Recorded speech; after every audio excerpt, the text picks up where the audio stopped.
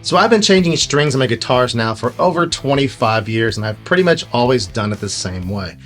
But after changing strings the same way for more than 25 years, I've recently discovered there's probably a better way.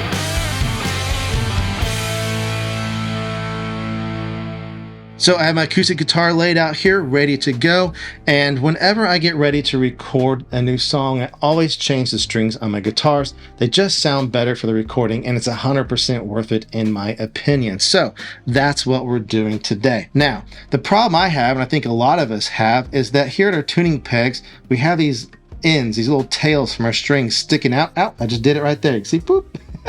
And they will stab you, they will poke you, they will draw blood, they will snag on sweatshirts, jackets, and generally just be a real pain. So what we're going to do is we're actually going to get rid of these today. I'm going to show you how to restring your guitar so that up here when you tie these off, there is no tail sticking off. It's actually hidden away. Everything's nice and smooth, looks clean, and nothing to poke and draw blood. All right, let's get into it.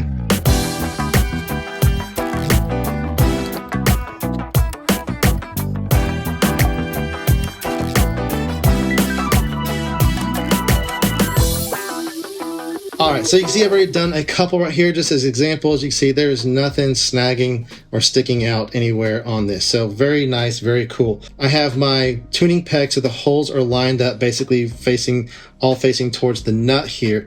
What we want to do is we want to make sure we pull our string up here and we give ourselves about a little over an inch. What I like to do is pull back here and get just to the next tuning post. On a 3 on a side like this works pretty well. And so we're going to come back up here.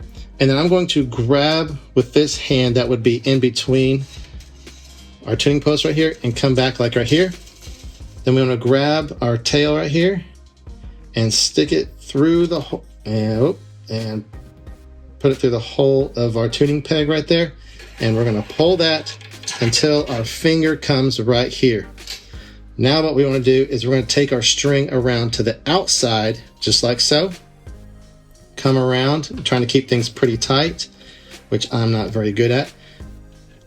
Come around the top side right here, above. Hopefully me making all these mistakes can make it easier for you to see, but there you go, above the string right there.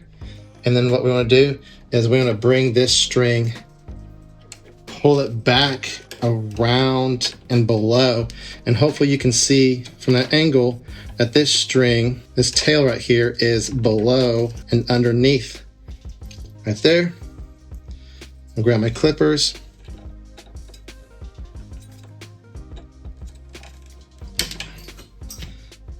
and clip that right there. And now the idea is that this string, as we turn our tuning post, will come down and cover up our tail of our string.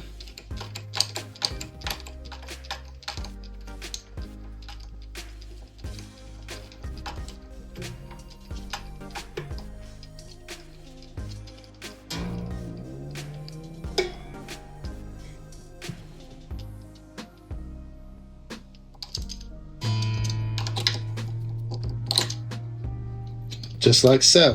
And you can see I can do this and there's nothing to snag or anything like that. So there we go.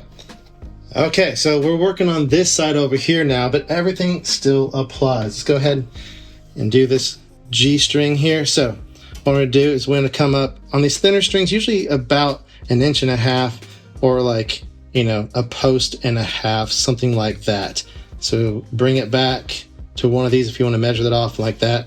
Right here, and I'm going to grab with this hand. I'm coming in again between our tuning pegs, and then we're going to go straight down into the hole of our tuning peg, and we're going to pull this until it gets our fingers meet up right there, like so. And we're going to come to the outside of the headstock, around on top of our string, trying to keep things tight, and then we're going to come back around and under just like so, and then kind of pull and lock that down just like that.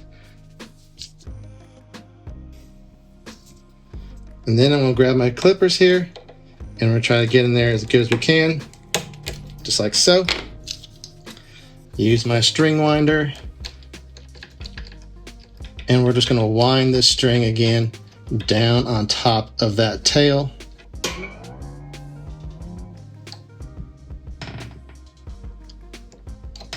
All right, so there we go. You see, it looks nice and clean. Nothing really grabbing my fingers, poking me, anything like that. Most of these, there's barely a tail sticking out at all, if at all. All right, so here we go, the final result. I am super happy with this result. So this was actually my first time to do this method, and I will be doing it for all of my guitar string changes going forward. I actually got this idea from a video from Shoestring Guitar and Bass Repair.